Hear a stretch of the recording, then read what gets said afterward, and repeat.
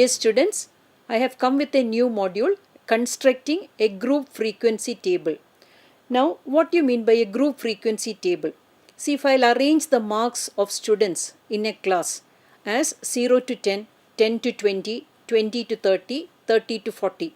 Corresponding frequency values also will be there, 10, 15, 20, 30. So that's a group frequency distribution.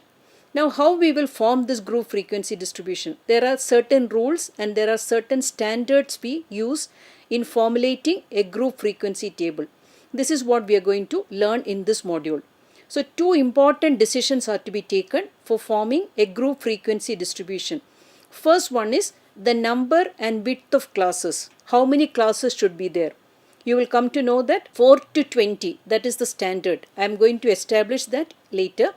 Second one is determining the class limits, 0 to 5 or 0 to 10. What should be the class limit? So these two decisions we are going to take using one formula. So first one is number and width of class. So the number of classes should be neither too small nor too long. So I told you we are establishing between 4 to 20 is a good number. It should not be too small. If you are keeping 3 as class limit, or if you are keeping 30 as class limits, it's not correct. So it should not be too small and it should not be too large. Next thing you have to remember, in order to find out the number and width of classes, formula suggested by Professor Stokes is used. This formula is known as Stokes rule. So I told you we are going to establish that this is the formula we are going to use. So the formula we are going to use is K is equal to 1 plus 3.322 log 10 to n. So where K is the number of class intervals. Now K is the number of class intervals, n is the total frequency, K is the value obtained and that is always rounded off to the nearest 10. So I am going to establish, see I told you I am going to establish that between 4 to 10 is a good number. So if n is 10, imagine number of observations are 10. So K is equal to 1 plus 3.322 into 1, that is equal to 4.322. That means we are rounding off the value to 4. Log 10 value is 1. If you are taking n as 100, number of observations as 100, K is equal to 1 plus 3.322 into 2, because log 10 value is 2. So you will get 1 plus 6.644, that is 7.644, that is rounded off to 8. If you take n as 200, then K will be 9. If n is 400, K will be 20. So this is the value, this is what I told you. We are deciding the values between classes between 4 and 20. Now the next size of the class intervals also Professor Stokes has suggested a formula to find out the class intervals. That is I is equal to range divided by number of classes, where I is equal to the width of the class interval. Range is equal to the difference between the largest and smallest value in the distribution. Now, the first problem I am going to do, the marks obtained by 100 students in a class.